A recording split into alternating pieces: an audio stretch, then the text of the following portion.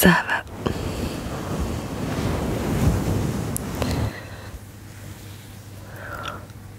Alors je vous fais cette vidéo, j'ai les cheveux mouillés. Est-ce qu'on vient comme on est sur ma chaîne? Évidemment. Venez comme vous êtes. Je suis ravie de vous retrouver aujourd'hui pour, une nouvelle vidéo, aussi improbable que... Et évidemment, on se retrouve pas pour faire une partie de pétanque, bref. Bon, en tout cas, j'espère que vous allez bien. Et aujourd'hui, j'avais envie de vous faire, vous l'avez vu au titre évidemment, une vidéo sur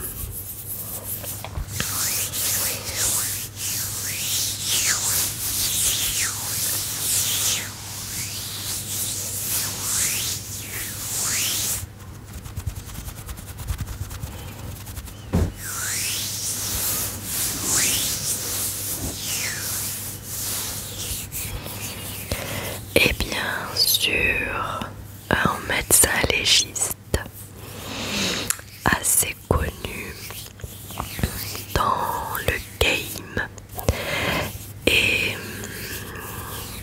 je vais vous montrer sans tarder son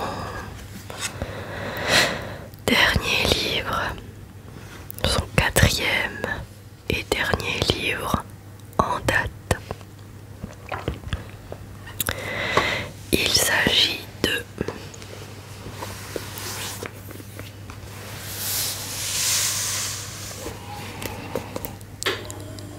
Ah non.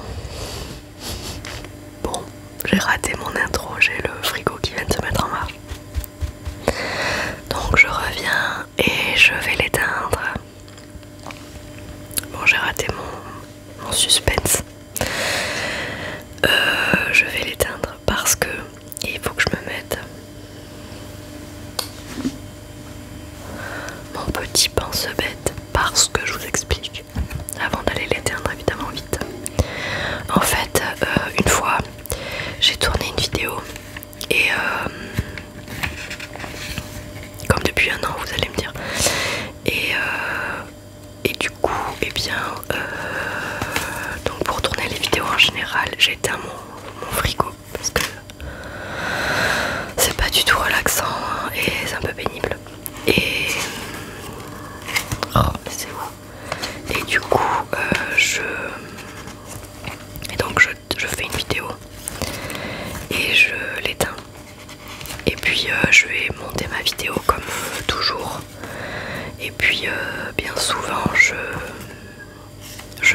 tourne et je fais le montage quasiment à la suite, parce que comme ça je préfère que la vidéo sorte bref, je sais pas où je l'ai mis, sorte direct,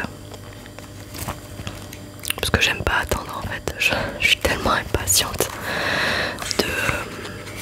Ah mais non, mais c'est pas celui-là, vous pouvez charger toujours. Et bon bref, et du coup je fais ma vidéo, je fais le montage. J'étais super contente de ma vidéo. À chaque fois que je regarde, que je fais le montage, moi je me regarde en avance rapide. Alors si jamais un jour vous avez envie de me regarder en x2, c'est très drôle. Enfin en tout cas moi à chaque fois je rigole bien. Comme ça me permet d'aller plus vite et de voir juste ce que je dois couper ou pas. Et en fait donc je fais mon montage etc. Ça m'est arrivé 2 fois je crois. Et en fait super, je publie ma vidéo, je continue ma vie, ma soirée, trop contente, je publie ma vidéo, ouais.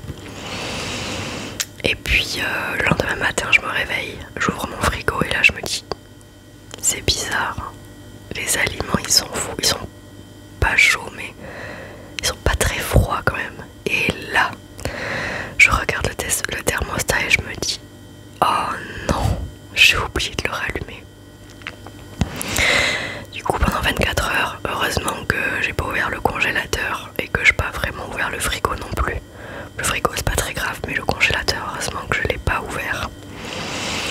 du coup je me dis oh non, j'ai oublié de le rallumer. Et en fait ça m'est arrivé 2 fois ça déjà, même plus, peut-être juste quelques heures, mais 24 heures ça m'est arrivé 2 fois. Et bon du coup vu qu'il y avait un balle de glace dans mon congélateur 24 heures, et vu que je l'ai pas ouvert, ça n'a pas fait périmer du tout les denrées, rien du tout. Mais c'est quand même pas bon du tout, sachant que bon j'ai pas de viande, donc bon je vais aller l'éteindre, hein, vous en faites pas, pour la lecture. Et donc voilà, donc je me suis fait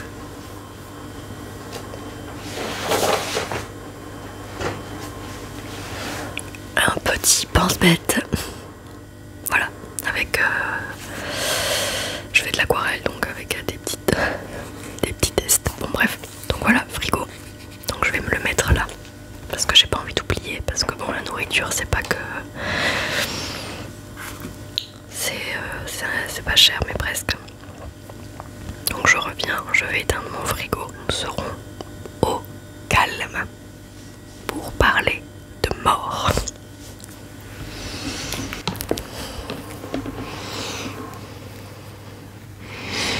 Et voilà, j'aurais dû faire comme ça. Il va s'arrêter, c'est juste le temps qu'il s'arrête. Bon donc du coup, où j'en étais, donc je vais vous lire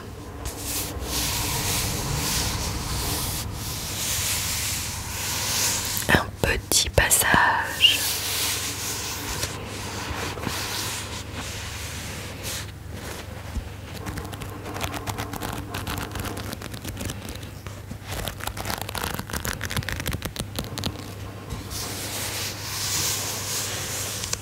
De ce livre, La mort en face, de Dr Philippe Boxou, le médecin légiste qui fait parler les morts. Alors je vais lire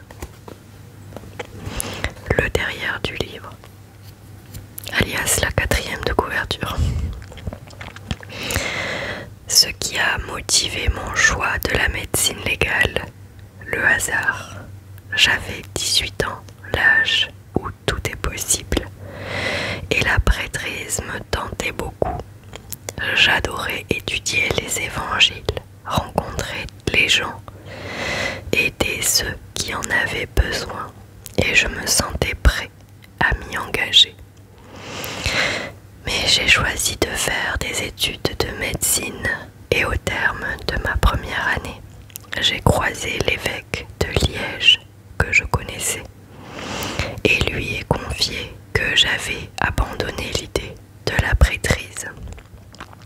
Il n'était guère surpris, car selon lui, ce n'était pas la foi qui m'animait, mais une grande soif intellectuelle.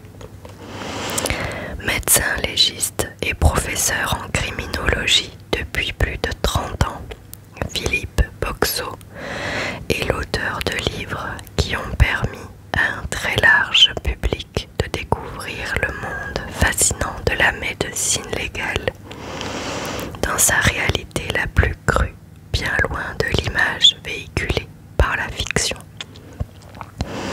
Il nous revient avec un 3e ouvrage dans lequel il n'hésite plus à se livrer tout en nous contant des histoires vécues, des histoires émouvantes, étonnantes, interpellantes. Son regard acéré sur notre société nous ouvre les yeux sur certains de ses travers et nous invite à la réflexion. Par le biais de ces histoires sur la mort, c'est la vie qui nous apparaît dans toute sa beauté, mais aussi l'humain, dans ce qu'il y a de plus inquiétant. Du mystère entourant la mort de Napoléon à la fermière noyée par son mari dans une cuve allée, en passant par les dangers du hashish et de l'alcool, il nous immerge plus profondément que jamais dans les coulisses des enquêtes sur les morts accidentelles, les suicides et les meurtres des plus célèbres aux plus confidentiels.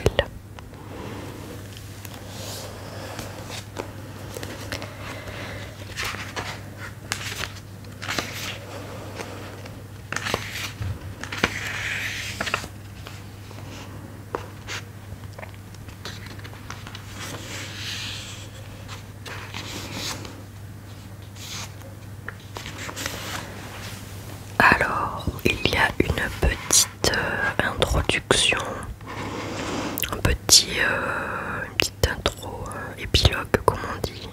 Non, épilogue c'est à la fin. Je sais plus. Mais bon, on va rentrer dans le vif du sujet. C'est beaucoup plus intéressant. Alors c'est parti. En voiture, Simone. Ce jour-là, je n'ai fait que sillonner les routes de mes deux provinces, celles de Liège et du Luxembourg, pour y examiner des morts. J'ai déjà vu 3 suicidés, 2 par pendaison et 1 par arme à feu, quand le procureur du Luxembourg me téléphone. Moi qui espérais que la suite de la journée serait plus calme. Demi-tour, direction le fin fond de la province pour un accident de roulage avec un décès. Allô docteur, c'est un accident de roulage. La conductrice est morte, mais on n'a aucune trace de l'autre véhicule. L'expert souhaite votre présence car cela ne lui semble pas très clair. C'est une belle soirée d'été.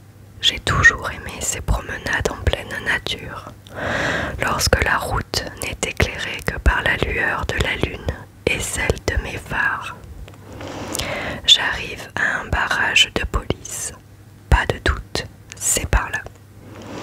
Je m'identifie et les policiers me laissent passer. C'est à 400 mètres, docteur.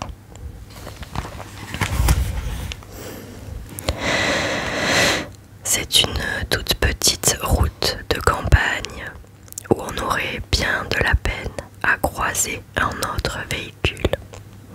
Au loin, une tache de lumière tranche sur la noirceur de la nuit. C'est là. Les policiers et l'expert m'attendent. Comme il n'y a aucun éclairage public, les policiers ont fait appel à la protection civile qui a fourni de grands spots très efficaces. Salut Philippe, pas trop crevé, me lance Philippe, expert en roulage. J'ai une sale gueule ou quoi? T'as l'air crevé. Dure journée.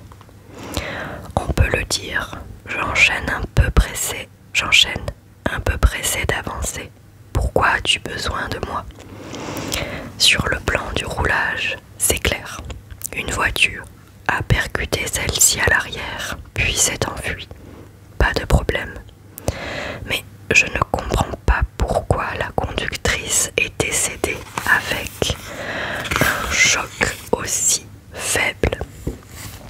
Bien sûr, comme elle ne portait pas la ceinture, sa tête est allée percuter le pare-brise. Ça pourrait être une explication, mais ça me paraît un peu léger quand même, vu le peu d'ampleur du choc. Comment l'a-t-on découverte? Un automobiliste qui passait par là. La voiture est en plein milieu de la chaussée. C'est une Clio. Son pare-choc arrière est défoncé. La porte du conducteur est ouverte et laisse passer les 2 jambes de la conductrice, dont le corps est couché en travers des 2 sièges. Vu sa position, je comprends qu'elle a voulu sortir du véhicule. Elle s'appelle Simone, selon ses papiers d'identité que la police a trouvés dans son sac sur le siège arrière. Au premier abord, je ne comprends pas comment quelqu'un qui meurt en se tapant la tête dans le pare-brise a la possibilité de tenter de sortir de la voiture.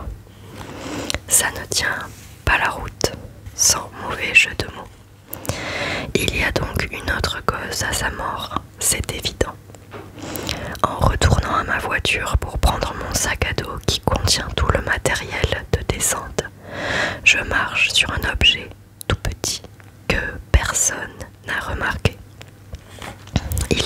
fiché dans la semelle de ma chaussure, ce qui est désagréable. C'est un morceau de métal que j'extrais. Ah ben ça alors, m'exclamai-je, c'est une douille de 7,65 mm. C'est pas vrai, lancent les policiers aussi surpris que moi. Ah ben si, pas moyen de se tromper. Je retourne près du corps muni de ma lampe frontale, mais sans prendre mon sac car il s'agit d'un meurtre. Priorité au laboratoire de la police technique et scientifique et à la recherche de microtraces. Il n'est donc plus question de l'examiner sur place avant leur intervention. J'ouvre la porte du passager avant, qui n'est pas verrouillée, avec un luxe de précaution pour ne pas effacer d'éventuelles traces. Devant moi, sur le siège passager, repose la tête de Simone. Sans la manipuler, sous le bon éclairage de ma lampe frontale, je découvre, outre une petite plaie frontale due au heurt contre le pare-brise, un orifice d'entrée de projectile en plein milieu du front. Il a échappé à tout le monde. Messieurs les policiers, vous pouvez contacter le parquet, c'est un meurtre. Vous êtes sûr, docteur? Madame a été touchée par un projectile en pleine tête et je ne vois pas d'arme à feu à proximité. Ce n'est donc pas un suicide. Et comme ce ne peut être un accident, c'est donc un meurtre. Oui, je suis sûre. Tout en parlant, je balaie l'intérieur du véhicule de ma lampe frontale. Et juste devant le siège du passager, j'aperçois un reflet qui m'intrigue. C'est un objet brillant au fond d'un sac de course recyclable, comme on s'en procure dans les grandes surfaces. Je mets une paire de gants, je plonge la main dans le sac sans même en toucher les bords et je saisis l'objet. C'est un projectile de calibre 7,65. Il est couvert de sang et il est déformé, sans doute par un passage à travers le crâne où il a rencontré deux os, le frontal, puis un autre qui restera à déterminer lorsque je pourrai toucher le corps. Mais il y a fort à parier que ce soit l'occipital, l'os qui constitue l'arrière du crâne. J'ai la balle, une balle, où ça? Dans le sac, ici, devant le siège. Il n'y a plus le moindre doute. Elle a été abattue alors qu'elle tentait de sortir de son véhicule. Ses deux pieds n'étaient même pas encore au contact du sol. En clair, j'imagine qu'un véhicule l'a percutée à l'arrière pour qu'elle s'arrête, car il n'avait pas la possibilité de la dépasser pour la bloquer. Un des occupants de ce véhicule l'a abattue au moment où elle sortait de sa voiture pour faire le constat d'accident. C'est un assassinat, c'est prémédité et même parfaitement organisé. Et le mobile? Ah ça, je n'en sais rien. Il faut quand même laisser un petit quelque chose aux enquêteurs, non? Dis-je en souriant. Mais comme d'habitude, si ce n'est pas une histoire de sous, c'est une histoire de cul. Le cul et les écus, n'est-ce pas ce qui fait tourner le monde? Commence alors la longue attente habituelle, une bonne heure pour voir arriver le LPTS, qui en a encore pour 1h30 à faire son relevé d'indices. Dans le même temps, José, expert en balistique, est arrivé, requis par le magistrat, vu mes nouvelles découvertes. Puis les magistrats arrivent, toutes sirènes hurlantes, comme d'habitude, ce qui me fait systématiquement sourire, vu que l'urgence n'est plus que très relative. Au moins, ça nous réveille Philippe, José et moi, qui patientons depuis facilement 2 heures. Comme sur toutes les scènes de crime, on se salue, on se présente. Les policiers puis les experts informent les magistrats des éléments en notre possession. Et dans mon cas, je ne suis pas peu fière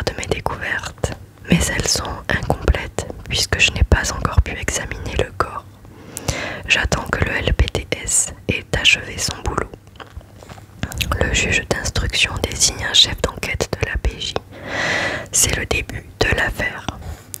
Simone est identifiée, il va falloir prévenir sa famille, tâche très rude confiée à la police locale et à son service social composé d'assistants sociaux et ou de psychologues formés à ce genre d'annonce.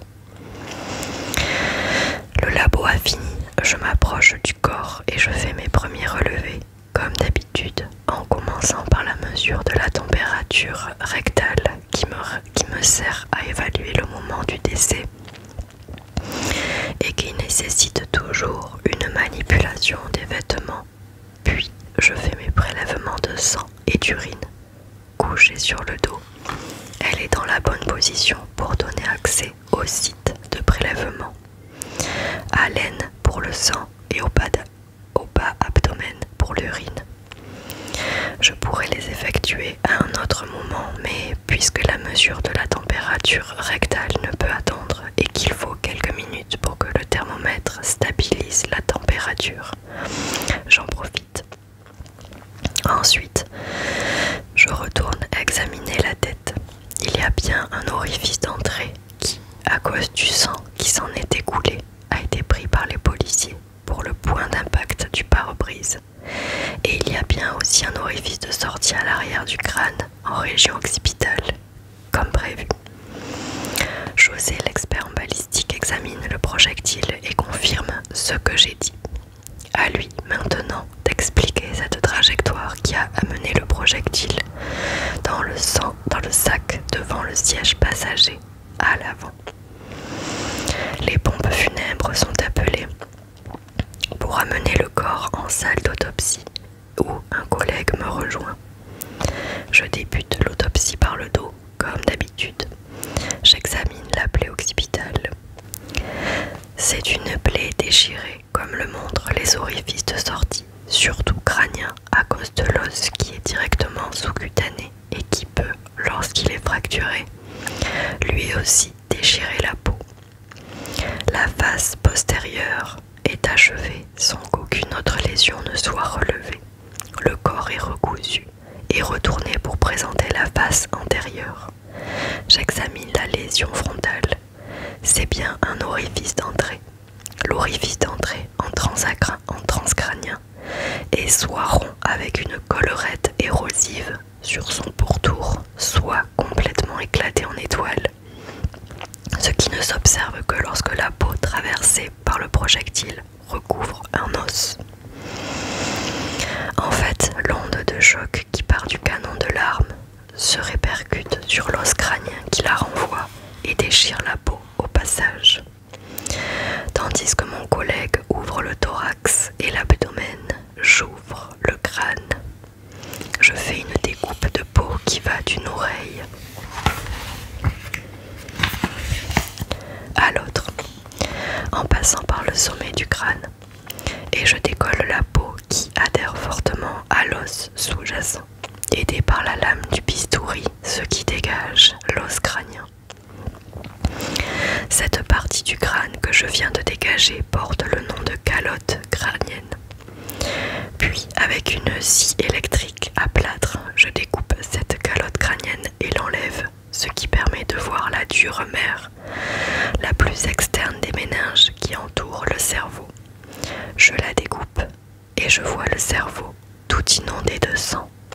C'est une hémorragie sous-durale d'intensité moyenne, ce qui signifie que la personne n'a guère survécu au passage du projectile, quelques minutes tout au plus. J'extrais le cerveau pour l'examiner. La balle est entrée en frontale gauche et sortie en occipital droit en suivant une trajectoire de haut en bas, d'avant en arrière et de gauche à droite. Ces constatations correspondent parfaitement à la position de Simone dans la voiture. Après l'impact, elle s'est arrêtée, a ouvert la portière, a sorti ses jambes pour les poser au sol, a tourné la tête vers la gauche, vers son tueur, et a reçu la balle en pleine tête. Celle-ci, affaiblie par le passage transcrânien, a échoué dans le sac à provisions, devant le siège passager, tandis que Simone tombait à la renverse, couchée sur le dos, agonisante. L'auteur ne sera jamais retrouvé. Quant au mobile, l'hypothèse privilégiée par la police est le vol.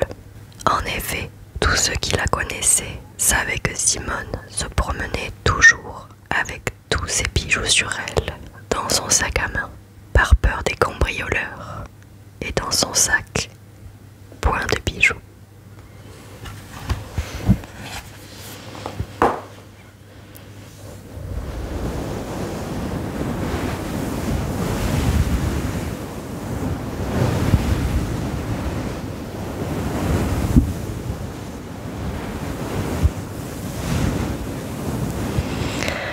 Voilà les amis.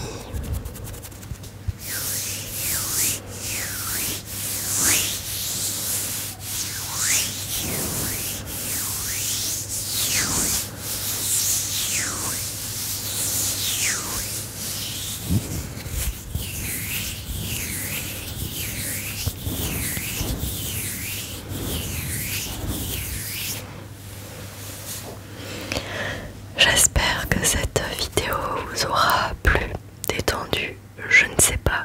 En tout cas, j'ai commencé à lire ce livre et vraiment j'adore. C'est un peu glauque, mais c'est très intéressant de savoir comment un médecin légiste fait pour travailler et mener à bien ses recherches de la vérité. Voilà les amis, c'est tout pour moi aujourd'hui. Je vous fais de très gros bisous. Je vous dis à très vite. Prenez bien soin de vous. Buvez de l'eau, mettez de la crème solaire. Et surtout,